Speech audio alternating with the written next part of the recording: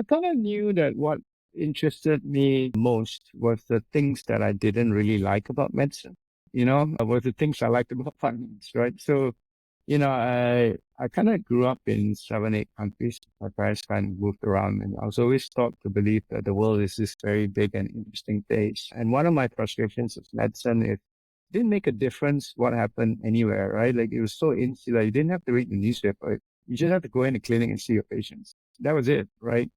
And then, there's very little mobility in medicine, whereas I kind of always thought the world is interesting and I want to deal with it in different countries, etc. So I think there was an insularity. The other thing I kind of liked about, I'd say more about business or finance than medicine was, in medicine, as you kind of go through your career, you get narrower and narrower.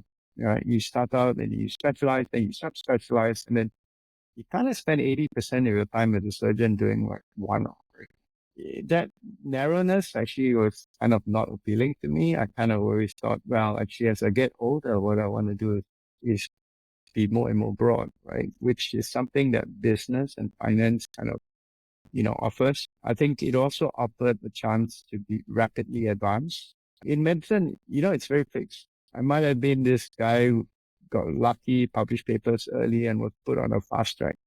But the idea of a fast track means you don't actually have to apply for a job. You still have to do the same number of years and steps to get there. Whereas I think in business and finance, if you're really good, it's a meritocracy and you can kind of jump. I like what you mentioned that in medicine, as you progress in your career, you get narrower. And there are doctors who I speak to who left the profession is because they didn't like it that they were getting so boxed into a very tiny specialty and that's all they knew. And in business, you start off just doing what you're doing, but as you grow, you have to know the industry, you have to know the trends, you have to have market outlook, and your concept of how things work, it gets broader and broader. I like how you put that in words. I think I thought of that, but I couldn't put it in words.